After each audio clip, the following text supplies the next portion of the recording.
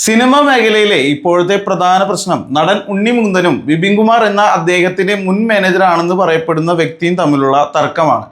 ഇതിപ്പോൾ സാമൂഹ്യ മാധ്യമങ്ങളിൽ വലിയ ചർച്ചാ വിഷയമാണ്. ഈ വിഷയത്തിൽ ഇരുവർക്കും അവരവരുടെ വാദങ്ങളുണ്ട്. ആദ്യം വിപിൻ കുമാർ ഉന്നയിക്കുന്ന കാര്യങ്ങൾ എന്തൊക്കെയാണെന്ന് നമുക്ക് കേൾക്കാം.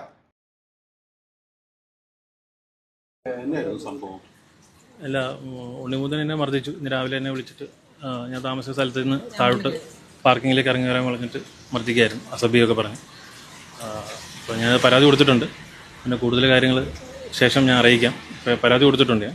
അപ്പോൾ ഞാൻ 6 വർഷമായിട്ട് ഉണ്ണിയോട് വർക്ക് ചെയ്യുന്നുണ്ട്. പിന്നെ പുള്ളിയുടെ കുറേ ടീസിങ്ങും കാര്യങ്ങളൊക്കെ കൊണ്ടാണ് നമ്മൾ നിന്ന് ആക്ച്വലി. പക്ഷേ ഈ അടുത്ത കാലത്ത് പുള്ളിക്ക് കുറേ ഫ്രസ്ട്രേഷൻ കാര്യങ്ങളൊക്കെ ഉണ്ട്. പുള്ളിയുടെ പടങ്ങൾ മാർക്കോയ്ക്ക് ശേഷം പിന്നെ ഒരു പടം കറക്റ്റായിട്ട് കിട്ടിയിട്ടില്ല. എക്സൽപിക്ക് പരാജയപ്പെട്ടു. പുതിയ പടങ്ങൾ കിട്ടുന്നില്ല. പിന്നെ പുള്ളി സംവിധാനം ചെയ്യാനിരുന്ന പടം ഗോകുലം മൂവീസ് ചെയ്യുമെന്ന് പറഞ്ഞു, അവർ പിന്മാറി. അപ്പോൾ അതിൻ്റെയൊക്കെ കുറേ ഫ്രസ്ട്രേഷൻ ഉണ്ട്. അപ്പോൾ പുള്ളി കൂടെ ഉള്ളവരോടാണ് ഫ്രസ്ട്രേഷൻ തീർക്കുന്നത്. പുള്ളിയുടെ കൂടെ ഉണ്ടായിരുന്ന ആരും ഒന്നും കൂടിയില്ല. അതല്ല ഇപ്പം എനിക്ക് കേൾക്കാൻ പറ്റില്ലല്ലോ. അപ്പം അതിനൊരു പരിധിയുണ്ട്.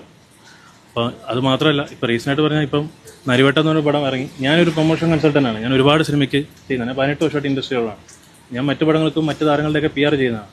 അപ്പം ഈ അടുത്ത് നരിവട്ടം എന്ന് പറഞ്ഞ പടം ഞാൻ പ്രൊമോഷൻ ചെയ്തിട്ടുണ്ടായിരുന്നു. അപ്പോൾ ഞാൻ അതിനെ പ്രശംസിച്ചുകൊണ്ടൊരു പോസ്റ്റ് ഇട്ടു. അപ്പോൾ അത് കണ്ടപ്പോഴും ഉണ്ണിക്കത് പിടിച്ചില്ല.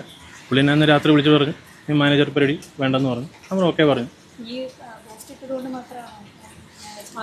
അല്ല, ഈ അടുത്ത കാലത്തൊക്കെ ഉണ്ട്. കാരണം വെച്ചാൽ ഞാൻ ഒരുപാട് കാര്യങ്ങളുണ്ട് ഇൻഡസ്ട്രിയിൽ, നമുക്ക് പറയാൻ പറ്റായിട്ടുള്ള ഒരുപാട് അറിയേണ്ട കുറേ കാര്യങ്ങളുണ്ട്. അതൊക്കെ ഞാൻ വഴിയേ പറയാം. ഒരുപാട് കാര്യങ്ങളുണ്ട്.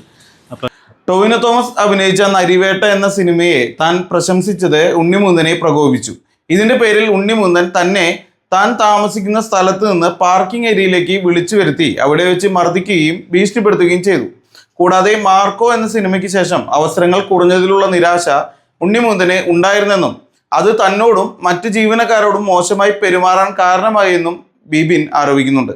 തൻ്റെ വില കൂടിയ കൂളിംഗ് ഗ്ലാസ് ഉണ്ണിമുകുന്ദൻ നശിപ്പിക്കുകയും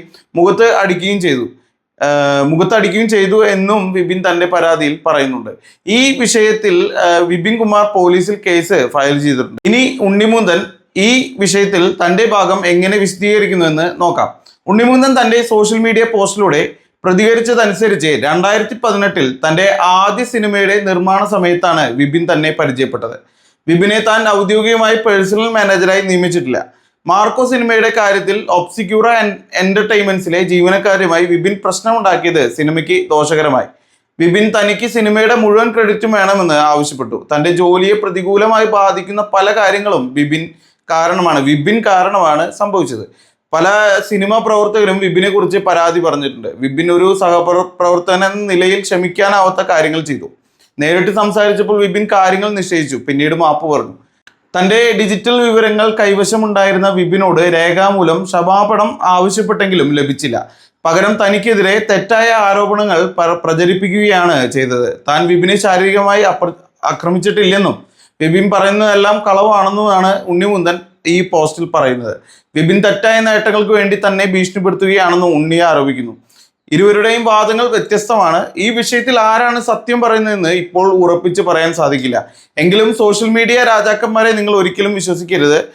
അവർക്ക് തോന്നുന്ന കാര്യങ്ങളാണ് ഈ വിഷയത്തെക്കുറിച്ച് സംസാരിക്കുക. ഓൾറെഡി ഉണ്ണിമുകുന്ദനെ സംബന്ധിച്ച് ഒരുപാട് ശത്രുക്കൾ ഉണ്ട് എന്നാണ് എൻ്റെ വിശ്വാസം. ഇതിനു മുമ്പ് അദ്ദേഹം പല വിവാദങ്ങളിൽ ഉൾപ്പെട്ടിട്ടുണ്ട്. അത് നമുക്ക് എല്ലാവർക്കും അറിയാവുന്ന കാര്യമാണ്. എന്തായാലും അത് പോലീസ് അന്വേഷണത്തിലൂടെ മാത്രമേ യാഥാർത്ഥ്യം പുറത്തു വരികയുള്ളൂ. സാമൂഹിക മാധ്യമങ്ങളിൽ ഓരോരുത്തരും അവരവരുടെ അഭിപ്രായങ്ങൾ പങ്കുവെക്കുന്നുണ്ടാകാം. എന്നാൽ ഇതിൻ്റെ നിജസ്ഥിതി അറിയാതെ ഒരു വർഷത്തേക്ക് മാത്രം ചാഞ്ഞ് സംസാരിക്കുന്നത് ശരിയല്ല. നിയമപരമായ അന്വേഷണത്തിലൂടെ സത്യം വെളിപ്പാകട്ടെ. എന്തായാലും നിങ്ങൾക്ക് ആരുടെ ഭാഗത്താണ് ശരിയെന്നാണ് തോന്നുന്നത്, അത് കമൻ്റായി പറയുക.